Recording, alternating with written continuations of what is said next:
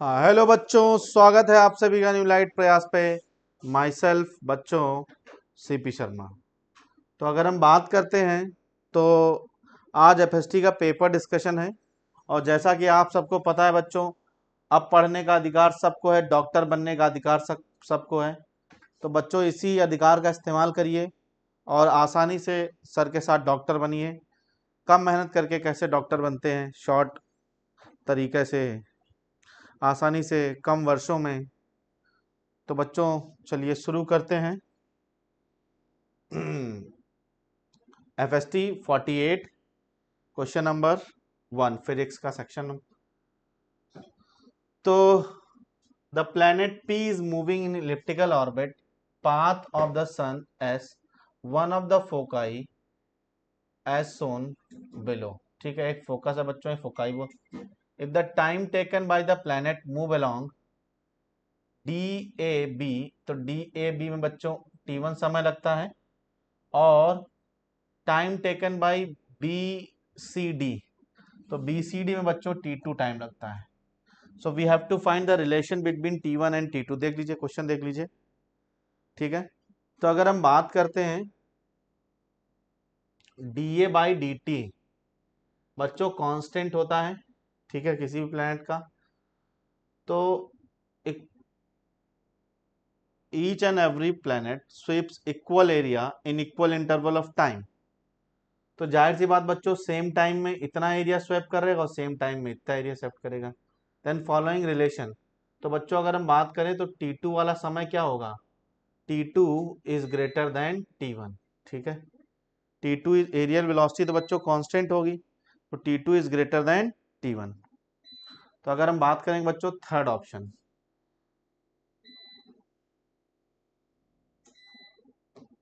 Next question की, the time period of simple pendulum is T, mass of Bob is double. तो बच्चों mass of Bob को बच्चों 2m कर देते हैं, m से 2m। ठीक है, मास ऑफ बॉब को डबल कर देते हैं, and length of the pendulum is 4 time. तो जो लेंथ ऑफ पेंडुलम है उसको बच्चों 4l कर देते हैं। As we know what is the formula of time period of simple pendulum, that is T is equal to 2 pi under root L by g. तो बच्चों मास से इंडिपेंडेंट है, तो मास के चेंज होने से टाइम पीरियड में कोई चेंज नहीं आएगा। तो T is directly proportional to under root of L। तो बच्चों T1/T2 is equal to under root of L1/L2। L2 कितना बेटा 4L है, L से L खत्म हो गया, और पहले टाइम पीरियड कितना था T, तो T/T2 इज इक्वल टू बेटा 1/2। तो T2 इज इक्वल टू कितना आ जाएगा बच्चों 2T। तो चेक करते हैं कौन सा ऑप्शन सही है। 2T बच्चों फर्स्ट ऑप्शन, देख लो सवाल देख लो एक बार अच्छे से।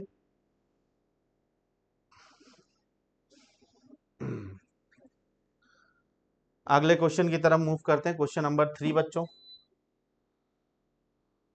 A ball is drop from height h, तो बच्चों एक बॉल को h हाइट से ड्रॉप करते हैं, कोई दिक्कत नहीं, बढ़िया सवाल। ठीक है, ड्रॉप फ्रॉम हाइट h, तो h हाइट से बच्चों इसको क्या करते हैं, ड्रॉप करते हैं। ठीक है, तो आफ्टर कोलिजन, तो बाउंड्री के साथ बच्चों कोलाइड करती है और रिबाउंड करती है 75% ऑफ इट्स ओरिजिनल हाइट। तो अगर हम बात करें 75% मतलब कितना बच्चों, दैट इज 3h/4, 75%।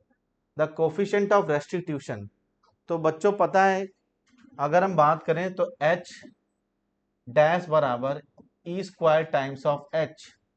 ठीक है, तो h डैश कितना है बच्चों, दैट इज 3h/4 और E² टाइम्स ऑफ h, तो h से कैंसिल बच्चों।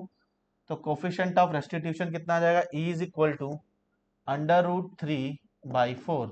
तो E इज इक्वल टू बेटा दैट इज √3/2। तो √3/2, तो देखो बच्चों कौन सा ऑप्शन होगा, थर्ड ऑप्शन। आप सवाल को चेक कर लें एक बार, देख लें। ठीक है, थर्ड।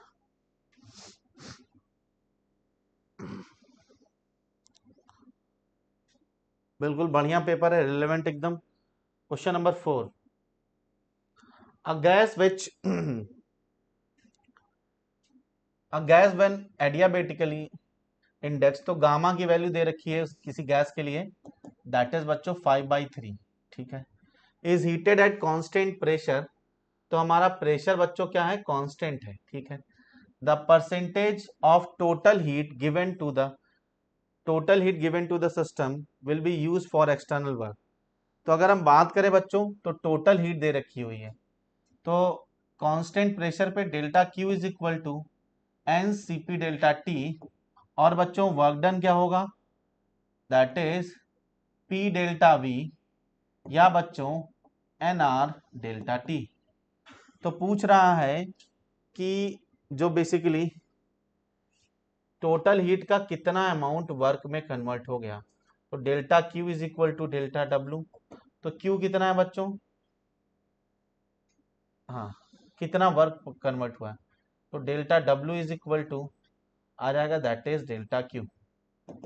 तो वर्क डन कितना है बच्चों, that is n R delta T, और डिवाइड बाई बच्चों n C P delta T, cancel cancel, तो हमें आर बाई सी पी चाहिए बच्चों, ठीक है। तो आर बाई सी पी, तो अगर हम बात करें C P by C V is equal to gamma C P minus C V is equal to R, ठीक है। और अगर हम बात करें तो C P is equal to R times of gamma divide by gamma minus 1। Relation बच्चों निकाल भी सकते हैं, लेकिन आपको बच्चों याद होना चाहिए, ठीक है। तो कितना परसेंट बच्चों कन्वर्ट हुआ है, तो R divide by R into gamma minus 1, तो आर से आर कैंसिल बच्चों, गामा माइनस 1, तो गामा कितना बच्चों 5/3, माइनस का 1 तो 2/3, और डिवाइड बाई गामा बच्चों, तो गामा की वैल्यू कितनी, तो जाएगा 3/5, 3 तो बच्चों 2/5 फ्रैक्शन जो है that be converted into work. Percentage में पूछा है बच्चों, तो 5, 20 और ये आ गया 40%। एक अच्छा सवाल था बच्चों थर्मोडायनेमिक्स का। तो 40 बच्चों फर्स्ट ऑप्शन चेक करें। Question number 4। नेक्स्ट क्वेश्चन बच्चों, question number 5। A square plate of length L,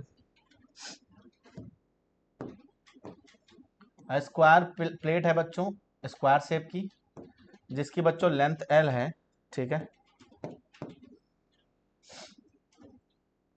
इसकी लेंथ L है, and mass per unit length is mu, तो mass per unit area is mu.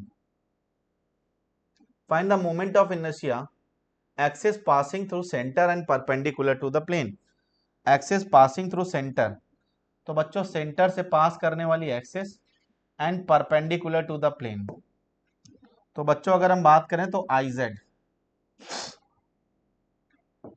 इसका आई x कितना होगा बच्चों, आई x होगा और ये आई वाई होगा बच्चों, ठीक। तो आई एक्स की अगर हम बात करें तो बच्चों that is M L square by 12, और आई वाई की अगर हम बात करें बच्चों that is M L square by 12। क्या ये बात क्लियर है? तो I Z is equal to कितना आ जाएगा, जाहिर सी बात है that is M L square by 6, ठीक है।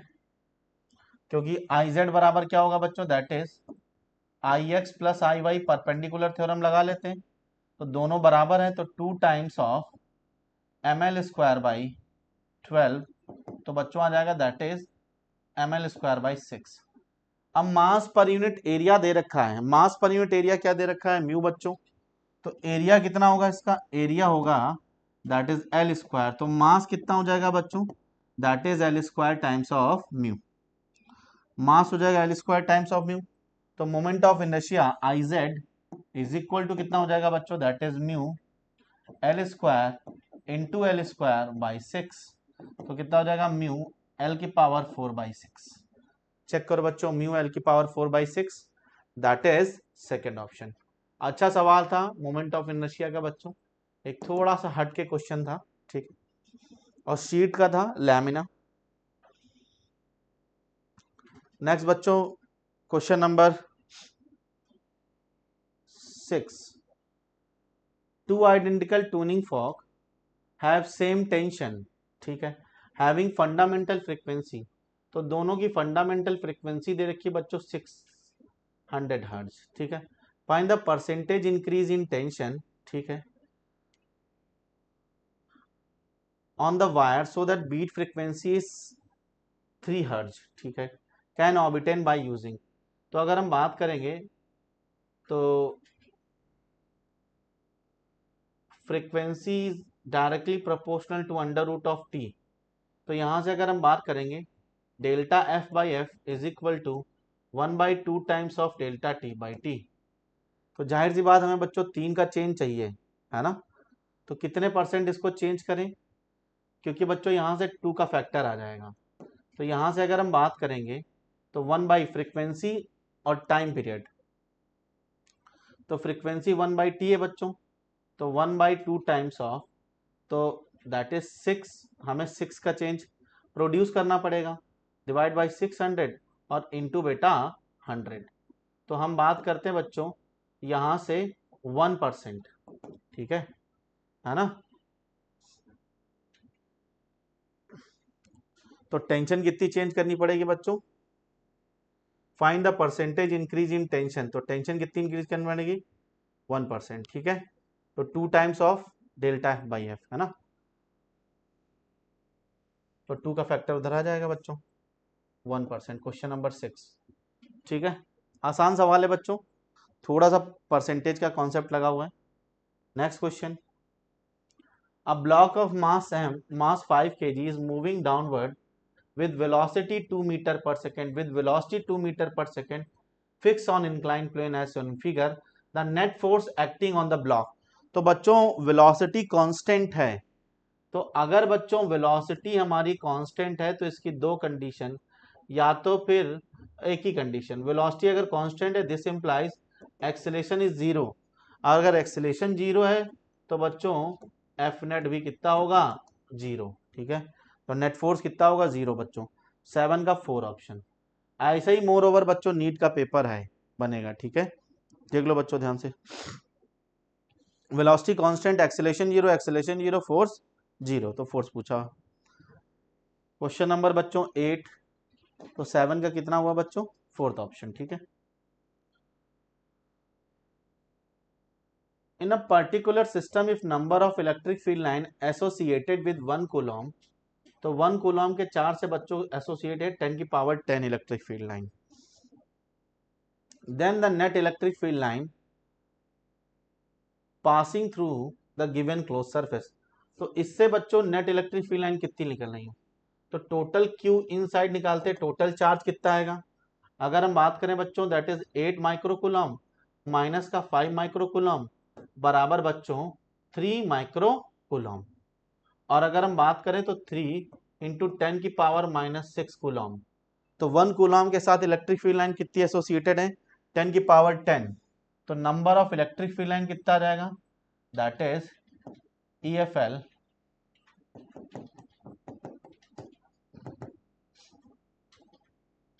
थ्री इंटू 10 की पावर माइनस 6 इंटू 10 की पावर 10, तो कितना रहेगा 3 इंटू 10 की पावर 4, तो 3 के बाद बच्चों 4 जीरो, 1 2 3 4, चेक करें 3 के बाद 4 जीरो बच्चों, सेकंड ऑप्शन, तो गॉस लॉ लगाने की जरूरत ही नहीं, सीधे सब उसमें सब कुछ दे रखा हुआ है, ठीक है, क्वेश्चन को देखते ही ऐसी सरफेस देखिए तुरंत गॉस लॉ याद आया, नहीं ऐसा कुछ भी नहीं करना, देखो किस सोल्यूशन देखिए, ठीक है, तो ऑप्शन भी बच्चों सेकंड।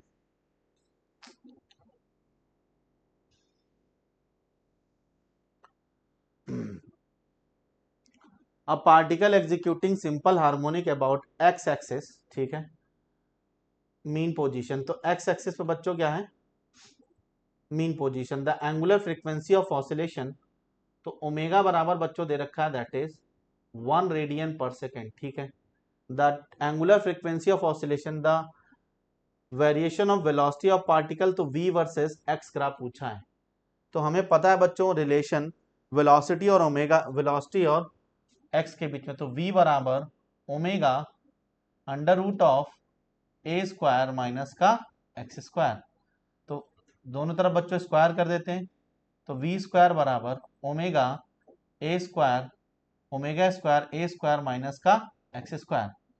तो बच्चों अगर हम बात करते हैं तो ओमेगा 1 है तो वी स्क्वायर बराबर ए स्क्वायर माइनस का एक्स स्क्वायर। इक्वेशन को और कन्वर्ट करते हैं, v square plus x square बराबर ए स्क्वायर। तो बच्चों अगर हम बात करें तो ये इक्वेशन है सर्कल की, that is x square plus y square बराबर ए स्क्वायर। तो बच्चों सर्कल का फॉर्मेशन होगा, ठीक है, तो सर्कल बनेगा, ठीक है, और वी एक्स ग्राफ होगा जिसकी रेडियस कितनी होगी बेटा, ए के बराबर, ठीक है, रेडियस कितनी होगी, एम्पलीट्यूड के बराबर, ठीक है, रेडियस ऑफ सर्कल आर बराबर बच्चों ए। तो इक्वेशन पहचान के, जैसा कि आपको पता बच्चों सर्कल की equation x square plus y square बराबर ए स्क्वायर, एलिप्स की बच्चों x square by a square plus y square by b square is equal to 1, ठीक है। तो बच्चों third option question number 9। Question number 10, ठीक है, तो क्वेश्चन नंबर 10 की अगर हम बात करते हैं,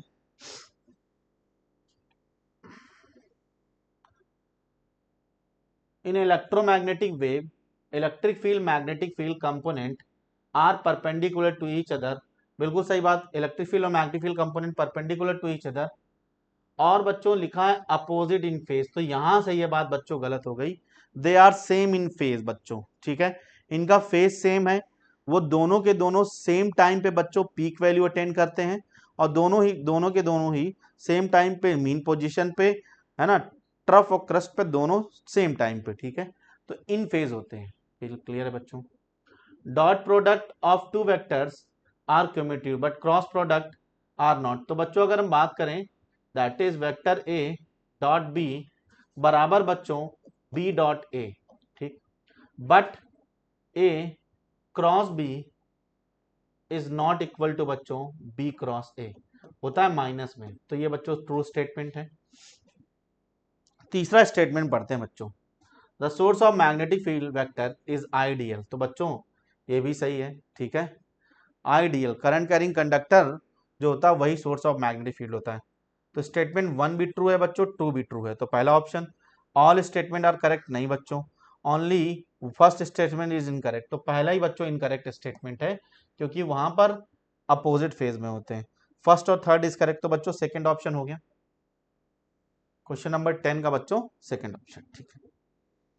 let's move towards question number 11। A body is rotating in uniform angular acceleration cover, तो छोटा सा बच्चों क्वेश्चन है, देख लेते हैं, ठीक है। तो थीटा बराबर दे रखा है बच्चों 200 म्यू, कोई दिक्कत नहीं, रेडियन, और कितने सेकंड बच्चों, 8 पे, स्टार्ट फ्रॉम द रेस्ट, तो ओमेगा नॉट बराबर बच्चों 0, the angular speed at end of 8 second, 8 second के बाद क्या होगी बच्चों। तो अगर हम बात करें तो s is equal to u t plus half a t square, तो theta is equal to half of alpha t square, तो टी स्क्वायर मतलब 8 का स्क्वायर 64, तो आएगा 32, और ये आ जाएगा बेटा 16, तो अल्फा बराबर आ जाएगा 100 म्यू बाई 16। चेक करो बच्चों, अब पूछ रहा है कि 8 सेकेंड के बाद इसकी वेलोसिटी क्या होगी, तो अल्फा आ गया बच्चों एंगुलर एक्सेलरेशन, तो क्या होगा, omega is equal to omega not plus alpha t, तो omega is equal to omega not 0, alpha कितना है बेटा, दैट इज 100 म्यू बाई 16, और टी कितना है, टाइम बच्चों दे रखा 8 सेकेंड, इन रेडियन पर मिनट में निकालना बच्चों, ध्यान देना, या 50 या 50 म्यू रेडियन पर सेकेंड, तो बच्चों निकालना रेडियन पर मिनट में, तो 50 इंटू 50 म्यू इंटू 60, तो जब 5 6 30, 3000 म्यू, तो 3000 म्यू की अगर हम बात करें तो बच्चों सेकंड ऑप्शन, ठीक है, क्वेश्चन नंबर 11 का सेकंड ऑप्शन, ठीक है। चेक करो बच्चों, देख लो एक बार,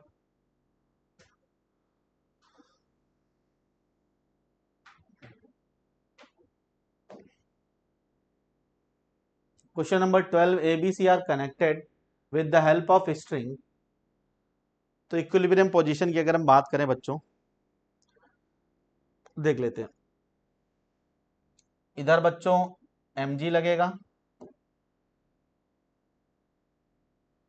नीचे की तरफ kx लगेगा, ऊपर की तरफ kx लगेगा, नीचे की तरफ 2mg लगेगा, ठीक है, ऊपर की तरफ kx लगेगा, और स्ट्रिंग में टेंशन लगेगी, है ना, क्लियर। और लास्ट वाले में अगर हम बात करें तो नीचे की तरफ बच्चों mg लगेगा और ऊपर की तरफ t लगेगा। चेक करो। अब बोला कि what is the acceleration of block B after immediately cutting string. तो बच्चों अगर हम बात करें तो सबसे पहले देखते हैं फॉर सी। तो सी ब्लॉक के लिए अगर देखें बच्चों तो टी बराबर क्या आ जाएगा, mg के। नीचे से स्टार्ट करते हैं। फॉर बी, तो फॉर बी ब्लॉक के लिए अगर हम बात करें तो बी में ऊपर लगने वाला फोर्स कितना है, kx। तो ऊपर लगने वाला फोर्स कितना, kx है, और नीचे लग रहा है 2mg और t। तो 2mg t कितना हो जाएगा, 3mg के बराबर हो जाएगा। ठीक, क्लियर है। और kx तो 3mg, तो kx बराबर 3mg, ठीक है ना। अब बच्चों क्या करते हैं, आगे हमें करने की जरूरत नहीं है, हमें यही चाहिए था। जैसे बच्चों स्ट्रिंग को कट करेंगे तो ये तो फ्री फॉल करेगा, लेकिन बच्चों ऊपर की तरफ kx लग रहा होगा। तो kx की अगर हम बात करें तो 3mg लग रहा होगा ऊपर की तरफ और 2mg नीचे की तरफ। तो नेट फोर्स कितना होगा बच्चों, 2mg ऊपर की तरफ, दैट इज 3mg माइनस का 2mg बराबर mass of moving block into acceleration. तो जाएगा 2m इंटू ए, m से m कैंसिल, तो आ जाएगा g बाई 2। और बच्चों अपवर्ड डायरेक्शन में ऊपर की तरफ, पहले इक्विलिब्रियम फिर कटिंग। बच्चों ऐसा ही क्वेश्चन पीवाईक्यू में भी आया हुआ है, तो बहुत ही मेहनत से बच्चों ढूंढ ढांड के लिए आपके लिए क्वेश्चन लाया गया है। एक अच्छा सवाल था। क्वेश्चन नंबर 12, पोटेंशियल एनर्जी दे रखी है, तो फोर्स के लिए एक्सप्रेशन पूछा है, कंजर्वेटिव फोर्स। तो potential energy is only defined for conservative force. तो F बराबर बच्चों माइनस का du बाई डी एक्स। तो F is equal to minus का du बाई डी एक्स। तो अगर हम बात करेंगे क्या आ जाएगा 3x स्क्वायर, और ये आ जाएगा प्लस का 2। तो F बराबर आ जाएगा बच्चों दैट इज माइनस का 3x स्क्वायर माइनस 2। तो बच्चों conservative force FC, potential energy is only defined for conservative force. तो बच्चों ऑप्शन मैच कराते हैं, तो मेरे ख्याल से थर्ड ऑप्शन था, 13 का third.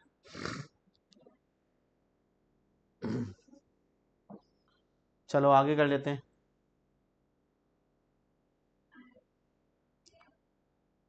A constant voltage at fixed temperature applied across the wire, uniform wire बच्चों, constant length, how does the dip velocity of electron depend on the area of cross section A। तो I बराबर अगर हम बात करें बच्चों NEA VD, और VD बराबर बच्चों क्या होता है, that is A into tau, और A बराबर small e capital E by ME into tau. Check करो बच्चों, तो VD में कहीं पर बच्चों A का टर्म नहीं आ रहा, तो चेक देखो ध्यान से। तो क्वेश्चन नंबर 14, तो VD में कहीं बच्चों A का टर्म नहीं आ रहा है, ठीक है।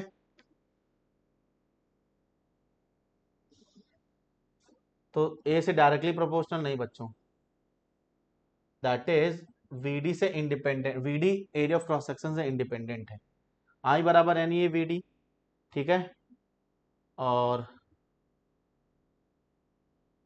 VD बराबर A इंटू टाउ, A बराबर capital E by small E into tau. तो E बराबर बच्चों that is V by L into tau, ठीक है। तो question number 14 option number first, second, देख लो बच्चों। क्वेश्चन नंबर 15 है, faulty thermometer reads melting point. तो अगर हम बात करें lower FP LFP lower fix point -1, UFP upper fix point बच्चों 104, the temperature read by of object 40, तो टेम्परेचर ये कितना रीड कर रही है बच्चों 40 डिग्री सेल्सियस मान लिया। तो बच्चों ट्रू टेम्परेचर, तो हमें ट्रू टेम्परेचर की बात करें तो सेल्सियस स्केल में निकालते बच्चों।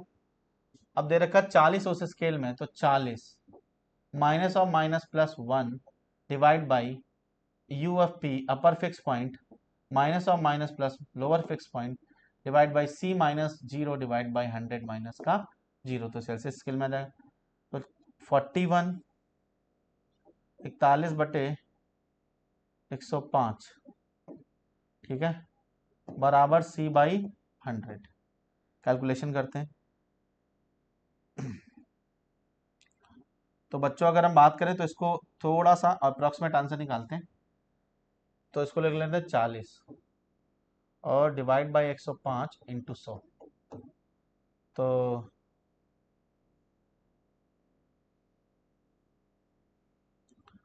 8, ठीक है। तो ये आ जाएगा बेटा 800/21, तो ये बच्चों जाएगा 3 21 से 63, और 63 7 70 और 10 80 17, तो बच्चों ऑलमोस्ट 9 टाइम जाएगा ये, ठीक है।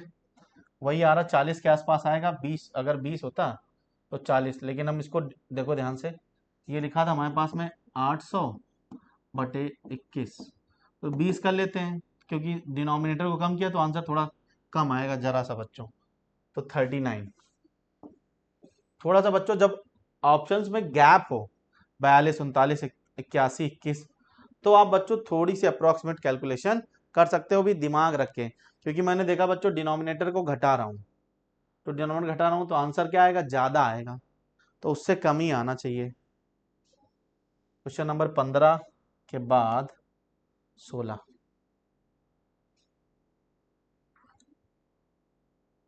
A force constant of 3 spring is 3:2, तो K1:K2:K3 का जो रेशियो दे रखा है बच्चों 3:2:1, ठीक है, स्ट्रेच बाई सेम लेंथ, ठीक है, respectively the potential energy of first spring, तो फर्स्ट स्प्रिंग में 10 जूल है, तो potential energy in third spring, तो U बराबर अगर हम बात करें बच्चों that is half of kx², ठीक।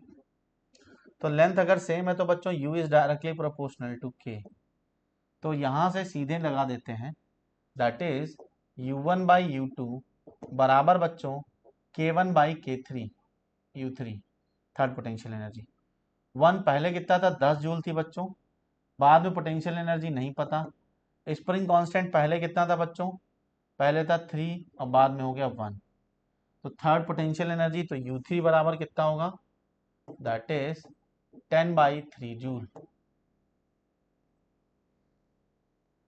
यहाँ पर बच्चों एक सवाल और बनता है, फोर्स से खींचा गया, तो यहाँ पर अगर हम बात करें तो U बराबर हाफ kx², है, ये सवाल का पार्ट नहीं है, तो अगर बच्चों K से ऊपर नीचे मल्टीप्लाई कर देंगे तो U is inversely proportional to K, किस में ज़्यादा पोटेंशियल एनर्जी बढ़ेगी, ठीक है।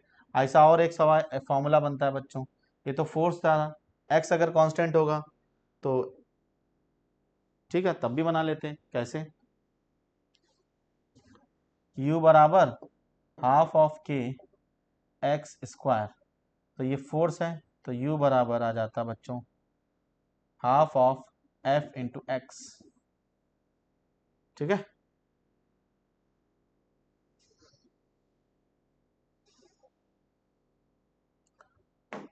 क्वेश्चन नंबर 17, एक अच्छा सवाल है बच्चों, P वर्सेस V ग्राफ दे रखा है, तो अगर हम बात करें बच्चों PV is equal to nRT, ठीक है, the volume versus temperature of curve 3 mole, n बराबर बच्चों 3 मोल दे रखा है, मोल ऑफ द गैस है 3, और ठीक है स्ट्रेट लाइन दे रखा हुआ है, तो P/V, तो the pressure of the gas, तो प्रेशर पूछा है, ठीक है, तो V/T इज इक्वल टू बेटा NR/P, चेक करो, और V/T क्या होगा बच्चों, स्लोप इसी ग्राफ का टेन थीटा, और टेन थीटा बराबर क्या होता है, परपेंडिकुलर बाई बेस, तो टेन 37।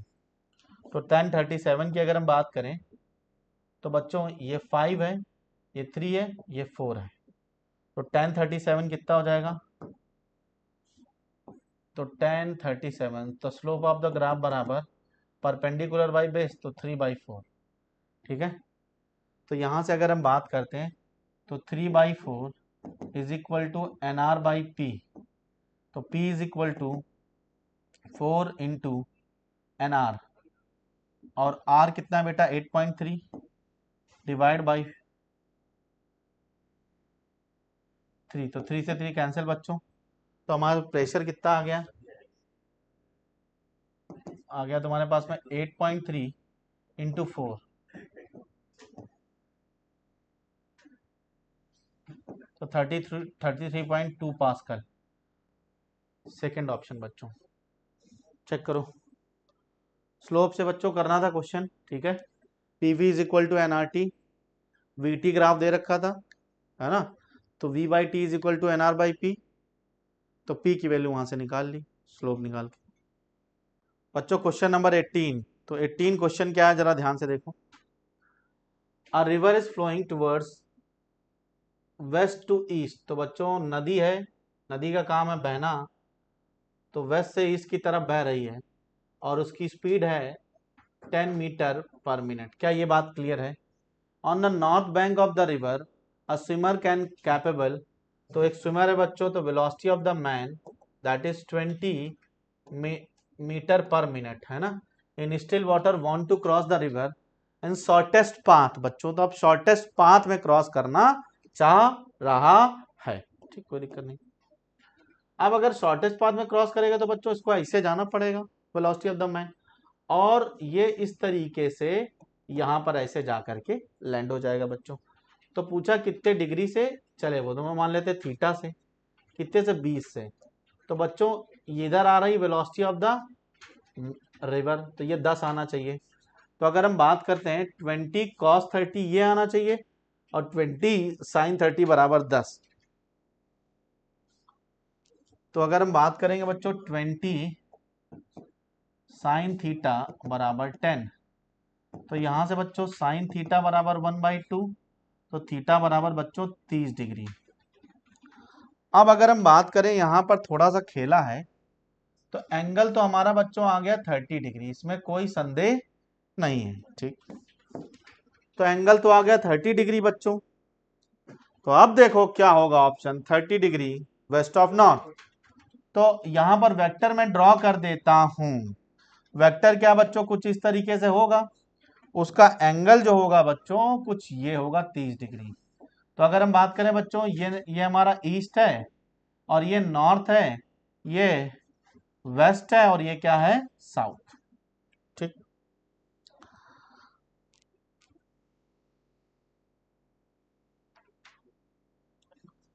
अब ऑप्शन पहला, तो पहला ऑप्शन क्या है, अब एंगल कहां से लेंगे बच्चों, देखो ध्यान से, 30 degree north east west of north, तो वेस्ट ऑफ नॉर्थ का तो बच्चों कोई नाम ही नहीं है। अगर नॉर्थ और ईस्ट कहीं दे रखा, पहले उसको उड़ा दो, तो पहले नॉर्थ वाला उड़ा दो, ठीक है, और फिर से नॉर्थ दे रखा हुआ है एक जगह पे, और उड़ा दो, ठीक है। अब बात बच्चों लड़ाई है तुम्हारे साउथ वेस्ट ऑफ साउथ की और साउथ ऑफ वेस्ट की, ठीक। तो साउथ ऑफ वेस्ट बच्चों, तो जब भी अगर साउथ ऑफ वेस्ट लिखा हो, तो साउथ वाली एक्सिस से एंगल बन रहा होगा बच्चों उल्टा, साउथ से वेस्ट की तरफ, तो बच्चों साउथ से वेस्ट की तरफ, ठीक है, यही बना हुआ है, साउथ पे एंगल बच्चों बना हुआ है वेस्ट की तरफ, तो साउथ ऑफ ईस्ट, तो साउथ ऑफ ईस्ट, दूसरा कौन सा है, साउथ ऑफ ईस्ट, तो बच्चों वो इधर होगा कहीं, ठीक है। तो हमारा जो ऑप्शन होगा थर्ड ऑप्शन। तो ये क्वेश्चन थोड़ा सा बच्चों ट्रिकी था, है ना, क्योंकि इसमें डायरेक्शन फाइंड करनी थी। सवाल करने के बाद भी तुम्हें चेक करना था वेक्टर प्लॉट करके कि डायरेक्शन कैसी होगी। अगर डायरेक्शन नहीं निकाल पाते तो फिर तो नहीं कर पाते सवाल को, ठीक है ना। लिखते हैं बच्चों वेस्ट ऑफ साउथ, करते हैं साउथ ऑफ वेस्ट, ठीक है। मतलब पीछे वाले एक्सिस के साथ एंगल बना होगा, ठीक है। आ जाते हैं बच्चों, a conducting rod of length 1 metre. तो एक रॉड है बच्चों जिसकी लेंथ 1 मीटर दे रखी हुई है। This is rotating in a magnetic field B, जो भी दे रखा है, ठीक है। तो लेंथ ऑफ रॉड बच्चों दे रखा हुआ है 1 metre, is placed in uniform magnetic field B is equal to 6.28 milli tesla. The frequency बच्चों दे रखी है, ठीक है। तो फ्रीक्वेंसी दे रखी है 50 रेवोल्यूशन पर सेकेंड, आरपीएस में दे रखी है। रेडियन में निकालनी तो 50 इंटू 2 पाई कर दो, कोई दिक्कत नहीं बच्चों। The magnetic field perpendicular to the rotating plane. तो प्लेन के रोटेशन से बच्चों मैग्नेटिक फील्ड क्या है, परपेंडिकुलर है, ठीक। इतनी बात है समझ में आ गई। The value of EMF induce between ends of the rod.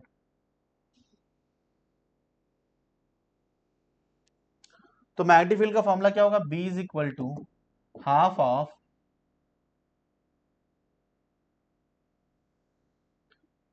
E is equal to half of B omega L square. तो हाफ ऑफ मैग्नेटिक फील्ड बच्चों कितनी दे रखी है, 6.28 मिली टेस्ला, मिली मतलब 10 की पावर -3। ओमेगा बच्चों 50 एंगुलर फ्रीक्वेंसी थी। और इसके बाद अगर मैं बात करूं, इसको बच्चों एफ से डिनोट कर सकते हैं, और एल स्क्वायर कितना हो जाएगा 1 के। चलो कोई दिक्कत नहीं बच्चों, यहाँ 2 से 2 खत्म हो गया। अब आती बच्चों बात यहाँ पर, तो यहाँ पर 3.14, जरा देखो ध्यान से, 3.14 इंटू 2, ये क्या लिखा, 6.14 आएगा बच्चों। तो इसको लिखता हूँ पाई और इंटू पाई, पाई स्क्वायर और इंटू 2 और इंटू 10 की पावर -3 और इंटू बेटा 50। और पाई स्क्वायर की वैल्यू कितनी होती है, अप्रोक्सीमेटली 10 के बराबर।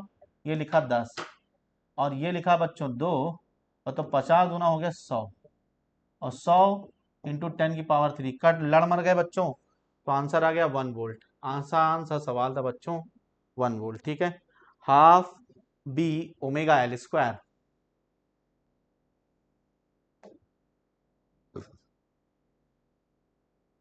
What will the dimension of A की डायमेंशन पूछी गई है। तो according to principle of homogeneity, P और ए की डायमेंशन सेम होंगी और बी और टी की डायमेंशन सेम होंगी। क्या कर रहे हो रोहित सर वहां, जरा आओ।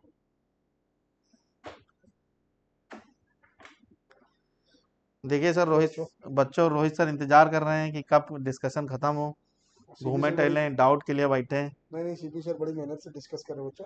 हाँ बस ये लोग बक्से रहे हैं यार, है ना। और नहीं पूरी न्यूलाइट टीम, सिंह सर भी, हाँ उन्हीं के मार्गदर्शन में हम लोग भी काम कर रहे हैं, बस आप अपनी चलो तरफ से बच्चा, तैयारी अच्छा करें। चलो ठीक है, थैंक यू सर।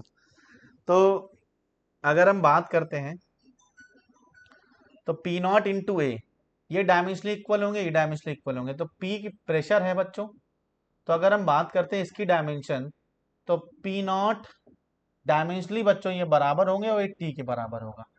तो ए की डायमेंशन किसके बराबर हो रही, पी बाई टी के बराबर होगी।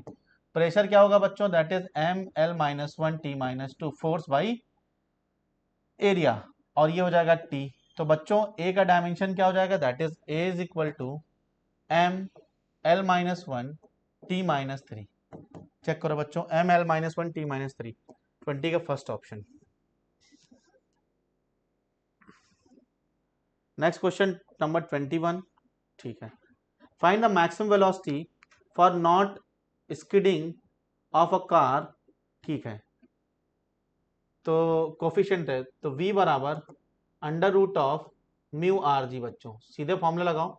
तो v is equal to under root of mu, mu कितना है 0.2, r कितना है बेटा 100 मीटर, और g कितना है बेटा 10।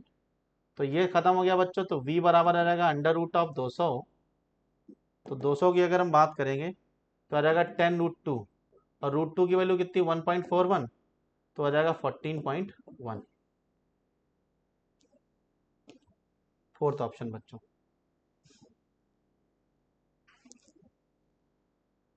Question number 22, It is not possible accelerate if the traveling it is not possible to accelerate if traveling at constant speed। तो अगर हम बात करें बच्चों, ये पॉसिबल है। कब पॉसिबल है? अगर ऑब्जेक्ट हमारी सर्कुलर मोशन परफॉर्म कर रही है तो एक्सेलेरेशन तो होगा, वो होगा सेंट्रीपिटल एक्सेलेरेशन बच्चों, है ना। ठीक है, possible to accelerate travelling with constant speed, तो कांस्टेंट रहेगी बच्चों। ठीक है, इट इज नॉट पॉसिबल, तो बच्चों ये स्टेटमेंट हमारा रॉन्ग है क्योंकि वहां पे लिखा हुआ है नॉट। ठीक है, it is not possible to round a curve with zero acceleration. It is not possible, तो ऐसा पॉसिबल नहीं है कि किसी कर्व में तुम राउंड हो जाओ और एक्सेलरेशन जीरो हो। तो ये बच्चों ट्रू स्टेटमेंट है कि अगर घूमोगे बच्चों तो सेंट्रीपिटल एक्सेलरेशन तो चाहिए ही चाहिए होगा। तो अगर हम बात करें तो पहला स्टेटमेंट हमारा गलत है, और पहला स्टेटमेंट गलत है और दूसरा स्टेटमेंट सही है। तो देख लेते हैं बच्चों, both assertion reason both, if assertion is true but reason is false. ठीक है बच्चों, fourth option, assertion is false and reason is true, तो बच्चों फोर्थ ऑप्शन। अगर टर्न करेंगे तो बच्चों दुनिया की कोई भी ऑब्जेक्ट अगर छोटा टर्न मारे, चाहे कंप्लीट मारे, चाहे सर्कल का पार्ट मारे, कुछ भी मारे, बच्चों सेंट्रीपिटल एक्सेलरेशन तो चाहिए ही होगा। ठीक है, question number 23, the velocity of body moving along the straight line with uniform acceleration a, कोई दिक्कत नहीं है, is reduced 3/4 times of its initial value। तो बच्चों अगर मैं मान लेता हूँ कोई ऑब्जेक्ट है वो u वेलोसिटी से मूव कर रही थी तो उसकी रिड्यूस हो जाती है 3/4 टाइम से, तो कितना बचेगा बच्चों, u/4 बचेगा। तो इनिशियल वेलोसिटी का 4 टाइम बचेगा। ठीक है ना, इन टाइम टी नॉट। तो पहले इसका रिटार्डेशन निकाल लेते हैं बच्चों। The total time the motion velocity become zero, तो किस समय वेलोसिटी जीरो हो जाएगी। तो अगर हम बात करें बच्चों v minus V is equal to U plus A T, तो हमारा u/4 बराबर u कितना बेटा, और प्लस का a और t, तो t कितना है बच्चों, a body is moving in straight line with no acceleration, तो ये हो जाएगा कितना बच्चों, टी नॉट के बराबर। ठीक है, तो आ जाएगा 4u/4 माइनस का u बराबर ए टी नॉट। तो यहाँ से अगर हम बात करेंगे तो बच्चों आ जाएगा माइनस का 3u/4 into A T naught. तो रिटार्डेशन बच्चों आ जाएगा a is equal to minus का 3u/4 टी नॉट। चेक करो बच्चों। अब बच्चों अगर टाइम पूछा जब वेलोसिटी जीरो हो गई तो v बराबर u प्लस जे टी, तो इनिशियल वेलोसिटी कितनी थी बच्चों u, और एक्सेलरेशन कितना है माइनस का 3u/4 टी नॉट और इंटू बेटा टी। इसको इधर भेजा बच्चों, u बराबर माइनस का 3u/4 T not into T, minus minus cancel, u से u कैंसिल बच्चों, तो t बराबर आ जाएगा दैट इज 4t0/3। तो 4t0/3 बच्चों फर्स्ट ऑप्शन। तो एक आसान मतलब स्कोरिंग पेपर था बच्चों। तो ये मेरे 23 क्वेश्चन हुए, और बहुत बहुत धन्यवाद बच्चों सेशन देखने के लिए, यहाँ तक का डिस्कशन देखने के लिए। आप अगर यहाँ तक हैं तो मेरी बातें आपको समझ में आई, अगर बच्चों समझ में आई हैं तो थोड़ा सा हौसला अफजाई, जिस तरीके से आप मुझे संशोधित करने के लिए कमेंट करते हो तो उसी तरीके से थोड़ा मेरा मनोबल उत्साह बढ़ाने के लिए भी कमेंट करें। ठीक है बच्चों, okay, thank you all of you, love you, thank you so much, thank you बच्चों। इसके बाद बच्चों आरडी से तो बच्चों आपने 24 तक के क्वेश्चन देख लिए, अब सॉरी 23 तक के देख लिए, अब 24 से देखते हैं। तो during an adiabatic process the pressure of A gas is found to be proportional to the cube of the absolute temperature। तो P proportional to cube of the absolute temperature है, तो P T to the power -3 equal to constant हो गया। ठीक है बच्चों, इतना तो आप समझ ही गए होंगे कि ये कैसे हुआ। अब एडियाबैटिक प्रोसेस में आपको फार्मूला मालूम चाहिए, पी टी की power gamma upon 1 minus gamma बराबर कांस्टेंट होता है। ये आपने एडियाबैटिक प्रोसेस में पढ़ा ही होगा। तो बेटा इसका मतलब है कि गामा अपॉन 1 माइनस गामा बराबर -3। अब बताओ इससे गामा निकालना है, तो मल्टीप्लाई कर दो, -3 और +3 गामा बराबर गामा, तो गामा बराबर 3/2 आ गया। ओरल क्वेश्चन है ये, चौथा ऑप्शन आपका सही हो जाएगा। चलिए नेक्स्ट क्वेश्चन देखते हैं। अब यहाँ पर क्या है, न्यूटन्स लॉज ऑफ मोशन मुझे लगाना है। 60 से न्यूटन्स लॉज ऑफ मोशन पहले लिख दें। अगर बॉडी θ1 से θ2 t टाइम में कूल होती है, तो θ1 minus θ2 upon t equal to some constant, might be negative, average temperature θ1 plus θ2 upon 2 minus θ0। Newton's laws of cooling का क्वेश्चन है और ये आपको आना चाहिए। अब दोनों वैल्यूज हम रख देंगे। पहली दी गई वैल्यूज है 60 माइनस 40, और बेटा ये 7 मिनट में कूल हो गई है, बराबर के 60 प्लस 40 बाई 2 और सराउंडिंग टेम्परेचर इज 10। ये एक इक्वेशन बन गई। और इसके बाद नेक्स्ट 7 मिनट, तो मान लीजिए टेम्परेचर थीटा हो गया, 40 माइनस 3/7 बराबर के 40 और फाइनल टेम्परेचर हो जाएगा θ/2 माइनस 10। ये मेरे पास दो इक्वेशन बन गए। पहले 60 से 40 हुआ, फिर 40 से थीटा हुआ। ये एवरेज टेम्परेचर है। अब इन दोनों को हम बेटा डिवाइड कर देंगे। इन दोनों को डिवाइड कर देंगे तो आ जाएगा 60 minus 40 upon 40 minus theta is equal to, ये तो आ गया 60 प्लस 40 100/2, ये 40 आ गया, और नीचे अच्छा नहीं आया, ये 40 प्लस थीटा बाई 2 माइनस 10 आया। यहाँ तो कुछ सिंप्लीफाई नहीं हुआ, तो ये बेटा 20 हो गया, नीचे 40 माइनस थीटा हो गया, ये 2 ऊपर चला गया तो ये 80 हो गया, और ये 20 हो गया तो ये 20 प्लस थीटा हो गया, और ये कट के 4 हो गया, तो 160 minus 4 theta is equal to 20 plus theta आया, तो 140 इज इक्वल टू 5 थीटा आ गया।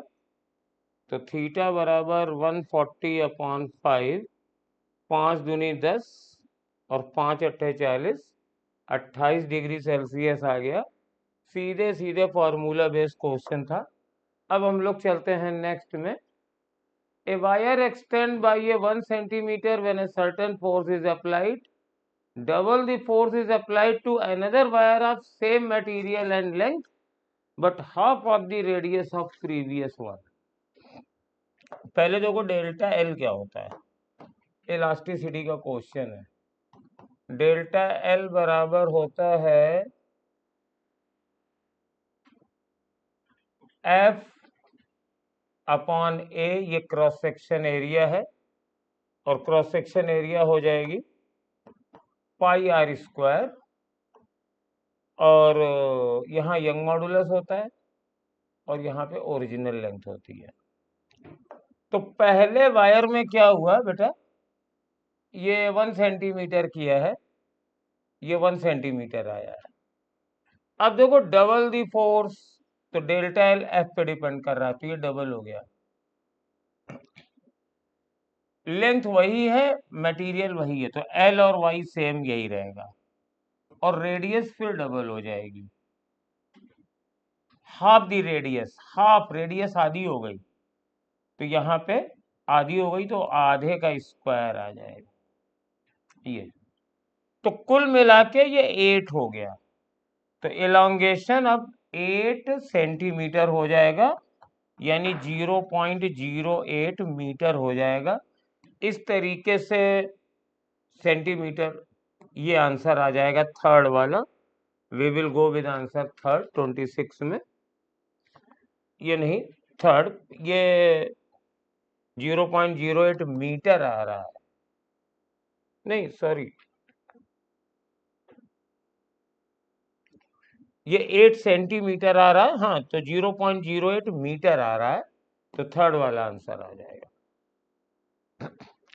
इस फैक्ट को देखो, अगर अब डबल हुआ तो ये डबल हो जाएगा, ये आधा हुआ तो ये 4 गुना हो जाएगा। अब ये डबल भी हुआ, ये आधा भी हुआ, तो ये 8 गुना हो जाएगा। तो 1:8। कोई 2 बार लिख के भाग देना, आप छोड़ो भाई, बड़े हो गए हो। चलो नेक्स्ट में आते हैं। पावर फैक्टर निकालना है, तो पावर फैक्टर तुम्हारे पास होता है cos फाई बराबर R/Z, और R होता है, R तो होता ही है जो भी होता है, और ये होता है XL माइनस XC का होल स्क्वायर और प्लस R²। अब इस फिगर में देखते हैं R कितना है। देखो 2 R हैं भाई, इसमें भी है इसमें भी है, तो R जो है वो 40 हो जाएगा, 80 हो जाएगा। सर्किट का R 80 है। ये इंडक्टर प्योर नहीं है, इसमें रेजिस्टेंस भी है और इंडक्टेंस भी है। नॉर्मल सभी के साथ ऐसा होता है, खाली चोक कॉइल का रेजिस्टेंस बहुत कम होता है, वो प्योर इंडक्टर होता है या आइडियल इंडक्टर हो। तो 40 R 80 हो गया, और एक्सएल 100 है और एक्सी 40 है, तो 100 माइनस 40 का होल स्क्वायर, और ये तो तुम्हारे पास R 80 का है ही है स्क्वायर, तो ये 80 है, और बेटा ये 60 का स्क्वायर 80 का स्क्वायर, तो ये 100 बना, तो तुम्हारा पावर फैक्टर 0.8 आ जाएगा, थर्ड ऑप्शन। चलो भाई नेक्स्ट क्वेश्चन पे आओ। Circuit given the battery is 4 volt, तो बेटा ये वाला वोल्टेज यहाँ आ जाएगा और ये वाला वोल्टेज यहाँ आ जाएगा, और ये बहुत जल्दी चार्ज हो जाएगी। 4 वोल्ट हो गया, बैटरी उतना ही पोटेंशियल वहां पे क्रिएट कर देती है जहां से वो जोड़ा जाता है। तो 28 का 2 बहुत ही जल्दी आंसर आएगा। अब ये देखिए, acceleration of a magnet falling through a long solenoid decreases, तो स्टेटमेंट सही है। ये लॉन्ग सोलेनॉइड है और इसमें मैग्नेट गिर रहा है, तो जो फ्लक्स बनेगा अपोज करेगा, तो कई बार कर चुके हो, वेट तो नीचे लगेगा, but due to the mutual repulsion जो फ्लक्स मोशन को अपोज करेगा, तो सम फोर्स ऊपर लगेगा, तो एक्सेलरेशन थोड़ा सा डिक्रीज हो जाएगा। और ये अंडरस्टैंड है कि सोलेनॉइड में करंट बह रही है और ये नीचे गिर रहा है। Induced current produced in a circuit always flow in a such a direction that is opposite to the change the cause that produce it. तो वेरी नाइस, यही लेंज का नियम है। तो मतलब both the statements are correct, तो दोनों statement correct है, और ये एक्सप्लेनेशन भी इसका है, बढ़िया है। चलिए, 12 जूल ऑफ वर्क किया गया इलेक्ट्रिक फील्ड में चार्ज को ए से बी तक ले जाने में, तो VB माइनस VA, ए से बी तक ले जाने में वर्क यही होता है, VB माइनस VA इंटू ये चार्ज, तो ये 0.01 है, और ये 12 जूल का है, तो that is equal to 12 upon 10 to the power -2, तो 1.2 into 10 to the power 3 joule का वर्क हो गया। फार्मूला इलेक्ट्रिक फील्ड में वर्क डन 2 तरीके से होते हैं, या तो वर्क पावर एनर्जी से इलेक्ट्रिक फील्ड का फोर्स QE इंटू S करके करो, या फिर डेल्टा वी इंटू डी कर दो, उससे भी बहुत जल्दी आ जाता है। अब यहां पर देखिए इलेक्ट्रिक फील्ड ये है, potential at the origin is 0, then find the potential at point 2 metre and 4 metre. तो बेटा यहां पे हमारे पास आपको मालूम है कि VB माइनस VA बराबर हो जाएगा minus integral A to B E dot ds।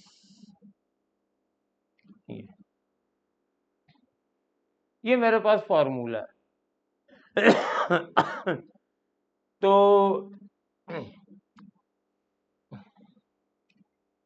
इस पोटेंशियल पे पूछा गया है 2 और 4 मीटर पर, ये B मान लीजिए और ओरिजिन को A मान लीजिए। तो यहां से यहां तक जाओ, किसी भी रास्ते से जाओ, उससे फर्क नहीं पड़ता है। तो VB जो तुम्हें निकालना है माइनस 0, यहाँ का पोटेंशियल तो 0 है, माइनस इंटीग्रल 20 dx और प्लस 25 dy इंटीग्रल, और x गया तुम्हारा 0 से 2 और y गया 0 से 4। ये है मेरे पास इंटीग्रल, जो फॉर्मूला है वो लगा दिया। अभी एक शॉर्टकट भी बताएंगे। तो 20 और ये dx है, तो 20 इंटू 2 कर दो 40 और वो 100 कर दो, तो आंसर आ जाएगा तुम्हारे पास minus 140 volt. Minus 140 volt.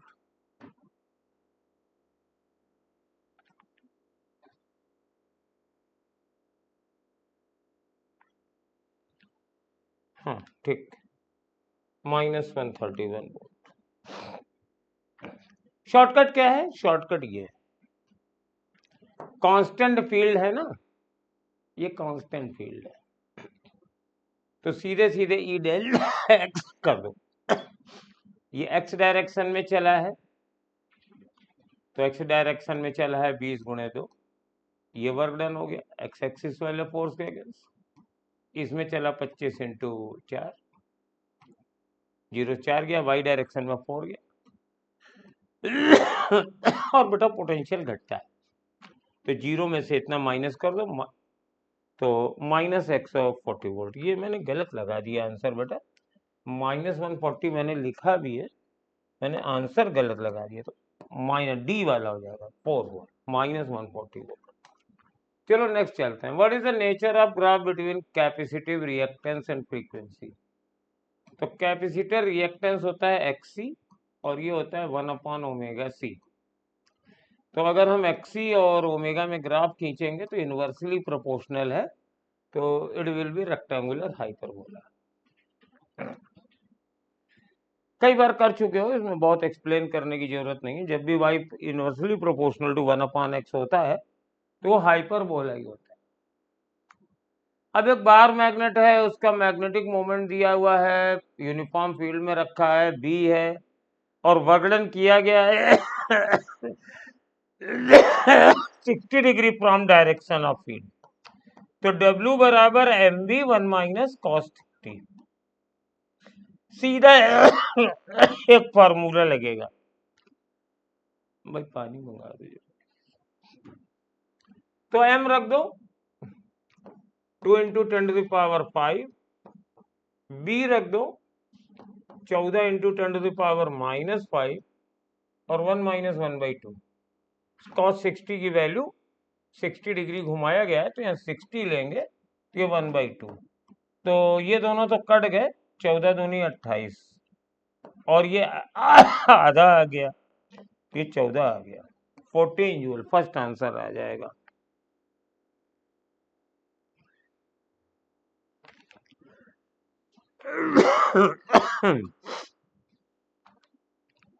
Next question पे आइए। Choose the correct statement among the following. Resistance of the material is independent of the current crossing through it. resistance of a material is its tendency to oppose passing the free electrons. Every material generally has resistance, all of these. तो बेटा चारों ही सही है, चारों ही सही है। Resistance इस पे नहीं डिपेंड करता है कि करंट कितनी बह रही है। I am not talking about some very special registers जो आजकल यूज होते हैं। whenever we talk and give answer in NTA exam, we take most general case. Exceptions are not included. Otherwise, some may, might, must type के word न use हो। तो ये सब सही है। लगभग सभी मटेरियल का कुछ ना कुछ रेजिस्टेंस होता है। सुपर कंडक्टर्स बहुत कम होता है। आपको सब सुपर कंडक्टर तो होते हैं, तो बेटा एक्सेप्शन केस में आएगा। तो ये चारों सही है। नेक्स्ट आइए, verify the true statement of OR gate. तो आर गेट में जब दोनों जीरो होंगे तभी जीरो मिलता है। तो output y will be 1 when the input a और b आर बोथ आर 1। तो ये तो सही है। अब output y will be 0 if either is 1। तो कोई भी 1 हो गया तो जीरो नहीं हो सकता।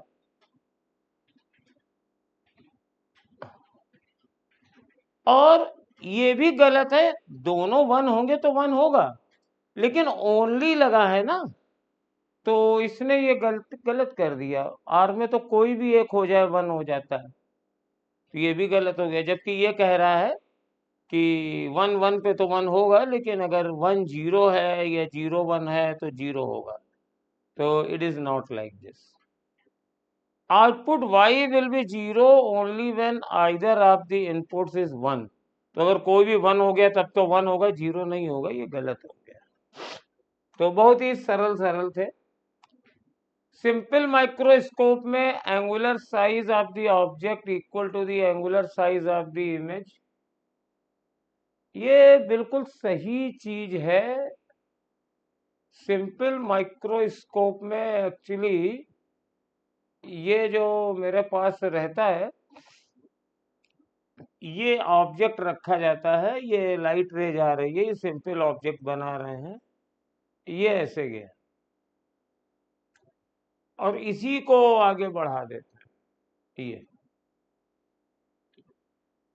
तो जो ऑब्जेक्ट का थीटा है, जो आंख पे एंगल बना रहा है, वो दोनों का सेम एंगल है। एंगुलर साइज दोनों का बराबर होगा। तो ये स्टेटमेंट सही है। Magnification is achieved as the small object can be kept as much closer to the eye than 40 centimeter, hence it subtends a large angle। तो ये वाला स्टेटमेंट भी सही है। 36 का थर्ड आंसर है। और इसको आप जरा एनसीईआरटी बेटा जरा डीप में पढ़िएगा। ये एनसीईआरटी के बीच का लिया हुआ क्वेश्चन है। और मैग्निफिकेशन का फार्मूला देखिएगा, वो d/u होता है। और u कितना होना चाहिए? ये उतना होना चाहिए जिससे कि अंतिम इमेज बने आपकी d पर। आप तो इमेज को देखोगे ना, आप तो डायरेक्ट तो नहीं देखोगे। कि दोनों स्टेटमेंट सही है, उनका एक्सप्लेनेशन भी सही है। और जरूरत पड़ा तो आप कमेंट्स करके और भी पूछ सकते हो। अगर आप जहाँ पे लिखा हुआ है माइक्रोस्कोप है एनसीईआरटी के, उसके नीचे वाला पैराग्राफ थोड़ा पढ़ोगे, जो जनरली तुम लोग नहीं पढ़ते हो, खाली फार्मूला देख के चल देते हो, उसमें ये चीजें एक्सप्लेन की गई हैं। ये क्वेश्चन कई बार आया गया है। डायोड और रेजिस्टेंस बदलते रहते हैं। तो ये बेटा रिवर्स बाइस में है, ये करंट नहीं जाएगी, ऐसे जाएगी और ऐसे जाएगी। ये तो ये है, ऐसे गई, ऐसे चली गई। ये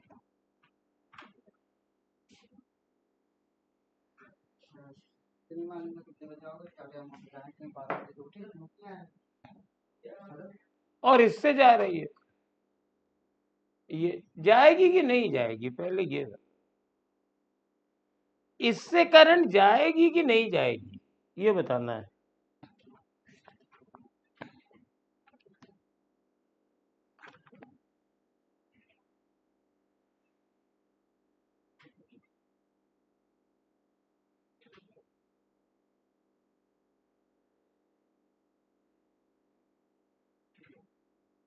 D1 D2 and D3 are ideal, then I is, ये I है, हाँ यही तो पूछ रहा है। तो करंट जाएगी कि नहीं जाएगी? नहीं जाएगी, क्योंकि ये दोनों पैरेलल ब्रांचिंग है ना, तो इसमें तो रेजिस्टेंस आर आ गया और ये आइडियल है तो इसका रेजिस्टेंस 0 हो गया, तो पूरी करंट इसी से चली जाएगी, इससे कोई करंट नहीं जाएगी। फोर्थ वाला आंसर आएगा इसका, 37 का फोर्थ आएगा। बहुत ही झन्नाटेदार क्वेश्चन था ये, वही नहीं था जो आप पूछ रहे थे, थोड़ा नया था। अगर यार यहां लगा होता तब तो दोनों में जाती, क्योंकि दोनों ब्रांच का रेजिस्टेंस हो गया, और इससे तो करंट बच ही नहीं सकती क्योंकि बैटरी के साथ सीरीज में। लेकिन ये तो शॉर्ट सर्किट कर दिया ना, तो इन दोनों से करंट नहीं जाएगी। चलो अगले क्वेश्चन में आओ। Young double slit experiment, fringe width beta ये 0.2 mm है, और wavelength of light used is increase, ये तो मान लो ये d लैम्डा बाई d है। If the wavelength of the light used is increased by 10% and separation slit is also increased by 10%, तो ये पहले 0.2 था, तो मान लीजिए सेपरेशन ये d है, ये तो बदला नहीं, लैम्डा 100 था और d भी 100 था, और इसके बाद फिर अब बीटा हो गया, तो d तो आपने बदला नहीं, ये 110 कर दिया और ये भी 110 कर दिया, दोनों को 10% बढ़ा दिया, 22% लिखा है, तब डिवाइड कर दो, ये दोनों देखो कट गया बेटा, ये कट गया, ये 110 से 110 कट गया, और ये 100 से 100 भी कट गया, तो beta by 0.2 is equal to D upon D, तो बीटा अभी भी 0.2 हो जाएगा। कैलकुलेशन में काफी इजी क्वेश्चन था।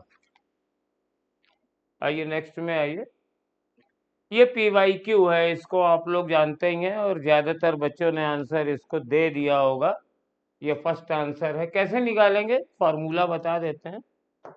हाइड्रोजन एटम एक्साइट कर रहा है और फोटोन वेवलेंथ लैम्डा है, तो 1 upon lambda is equal to R, hydrogen atom के लिए तो Z1 हो जाएगा, तो नहीं लिख रहे हैं, और कहाँ से गया,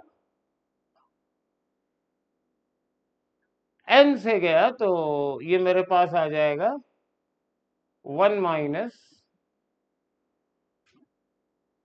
1 by n, 1 by 1 square minus 1 by n square, और इससे n मल्टीप्लाई करके निकाल लो, फर्स्ट आ जाएगा। ये 1 अपॉन लैम्डा आर हो जाएगा, उधर माइनस n स्क्वायर हो जाएगा, तुम्हारा लैम्डा आ जाएगा। Which of the following statement is correct for proper working of Zener diode? Proper working चाहिए, तो reverse bias voltage should be less than और इक्वल टू दी, नहीं, देखो दो कंडीशन होती हैं, या तो पहली बात तो रिवर्स बाइस हो और जीनर के अक्रॉस वोल्टेज जीनर वोल्टेज से ज्यादा हो, अगर कोई भी मिस हो गया तो फिर वो पिद्दी सा रह जाएगा, वो जीनर की तरह काम नहीं करेगा। Reverse bias voltage applied must be greater than the, हाँ ये सही है, इट इज अ करेक्ट, और जीनर फॉरवर्ड बाइस में नहीं होता है, रिवर्स में होता है, इसलिए थर्ड वाला गलत हो गया। For G1 diode there can be different G1 breakdown voltages, तो एक्चुअली क्या होता है ना कि कितना रेगुलेट करना है, मान लीजिए हमें 10 वोल्ट को रेगुलेट करना है कि 20 वोल्ट को रेगुलेट करना है, तो कंपनियां पर्पसली बनाती हैं, आपको मार्केट जाओ तो आपको ये कहा जाएगा कि कितना रेगुलेट करना है, आपने कहा हमें 200 वोल्ट लगाना है अपने फैन के खिलाफ, that should not be melt, तो उन्होंने कहा ठीक है ये दो जो है ये ले जाओ, इसका लीक डाउन ब्रेक डाउन 200 पे होगा। तो ये डिजाइन करने वाली कंपनियों की हेडक है, लेकिन एक जीनर डायोड का सपोज एक बना दिया आपने, there will be a particular break down voltage, उसके 2-3 वैल्यूज नहीं पॉसिबल है कि पहले 10 पे हो, फिर 20 पे भी हो जाए, फिर 30 पे भी हो जाए, तो देयर कैन बी डिफरेंट, ये गलत है। एक जीनर का एक ही होता है, ये बात दूसरी है, सबका एक नहीं होता है, कोई मटेरियल की प्रॉपर्टी नहीं है, it is a property of design, how heavily you doped and what are the material used for your zener diode. तो companies can change this value by changing the design, but one particular zener diode has always a unique breakdown voltage। 41 देखते हैं, work function aluminium और gold दोनों के दिए हैं और ratio of the slope of stopping potential पूछ रहा है, ratio of slope of stopping potential versus frequency. तो आपको मालूम है कि स्टॉपिंग पोटेंशियल का फॉर्मूला होता है आपके पास V बराबर क्या होता है, E और H new upon E minus 5/E। तो स्लोप तो दोनों का बराबर ही होगा, बस वर्क फंक्शन डिफरेंट है। तो all these graphs are parallel but of same slope, they are shifted, इसका वर्क फंक्शन कम है, इसका वर्क फंक्शन ज्यादा है, तो स्लोप्स आर इक्वल, तो देयरफॉर आंसर 1। मुझे इतनी देर तक एक्सप्लेन नहीं करना चाहिए था, कई अगर लाइव कर रहे होते तो बच्चे चिल्ला देते बात। The ratio of magnitude of kinetic energy to the potential of the energy in the fifth excited state। तो रेशियो चाहिए काइनेटिक एनर्जी का और पोटेंशियल एनर्जी का। तो भैया चाहे फिफ्थ में हो, चाहे फोर्थ में हो, चाहे ग्राउंड में हो, एक ही रेशियो होता है 1:-2। लेकिन तुम्हें तो मैग्नीट्यूड चाहिए, तो माइनस माइनस छोड़ दो, 1/2 ले लो। कहा है ना, ratio of the magnitude of the kinetic, तो माइनस नहीं कंसीडर करेंगे। हालांकि पोटेंशियल एनर्जी काइनेटिक एनर्जी की वैल्यू में डबल और साइन में अपोजिट होती है। जैसे काइनेटिक एनर्जी 10 जूल है, तो पोटेंशियल एनर्जी इलेक्ट्रॉन के केस में जो कि ऑर्बिट वाला होता है वो -20 जूल हो जाएगी। नेक्स्ट क्वेश्चन आइए, मिनिमम डेविएशन रिफ्रैक्टिव इंडेक्स 6 है और लिक्विड में तो ये फार्मूला होता है ना, मिनिमम डेविएशन म्यू -1 इंटू ए। तो पहले ये 3 डिग्री है, 6 डिग्री है और रिफ्रैक्टिव इंडेक्स 3 है और एरिया हमें प्रिज्म एंगल तो नहीं मालूम है, चलो ये ले लिया। अब इस प्रिज्म को हमने क्या किया, किसी पानी में डुबो दिया और लिक्विड का रिफ्रैक्टिव इंडेक्स 1/, तो डेल्टा कितना हो जाएगा 3। अब ये 3 है तो ये भी 1.5 है, तो रिलेटिव लिया जाता है ना ये, तो ये 3/1.5 -1 हो जाएगा और ये ए हो गया। तो डेल्टा अपॉन 6 बराबर, देखो ये 2 - 1 हो गया ए और ये 3 - 1 हो गया, ये 2 है, तो डेल्टा बराबर 3 डिग्री आ गया। वेरी नाइस क्वेश्चन, डेल्टा बराबर 3 डिग्री। ये क्वेश्चन था हमारा 43। इसके बाद नेक्स्ट में आओ, ये PYQs है, रटने वाला है। इधर दिए हुए हैं डिग्री ऑफ फ्रीडम और इधर दिए हुए हैं गैसेस। तो 3 ट्रांसलेशनल डिग्री ऑफ फ्रीडम किस में होता है, तो ये मोनो एटॉमिक में होता है। 3 ट्रांसलेशनल 2 रोटेशनल किस में होता है, ये डायटॉमिक में होता है, तो बी का थर्ड आ जाएगा।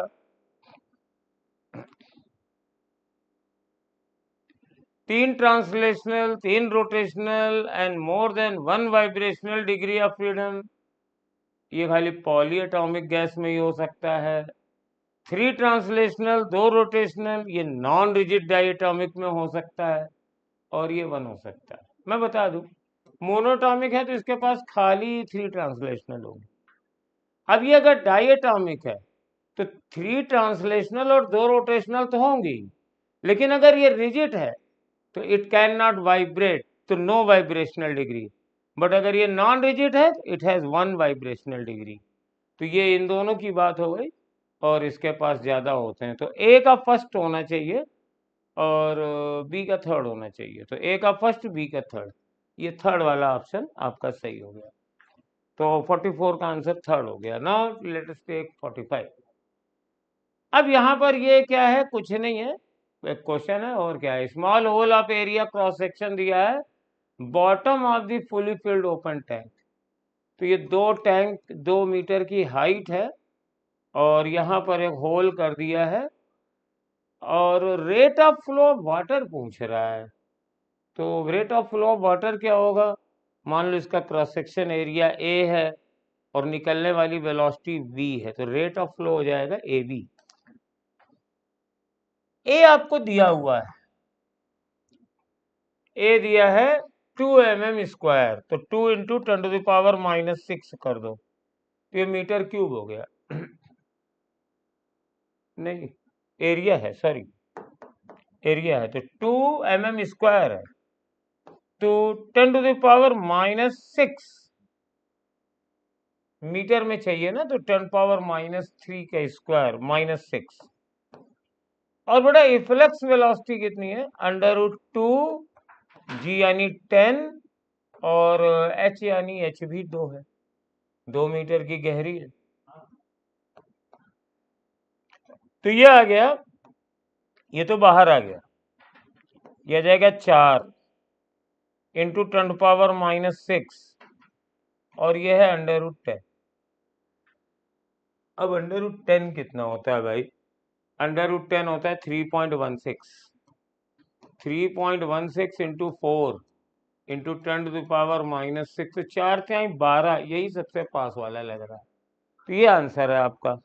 तो बेटा आज का पेपर आपका बहुत सही था, आपके 160 के आसपास आने चाहिए थे, वैसे ही पेपर था जैसे नीट का होता है।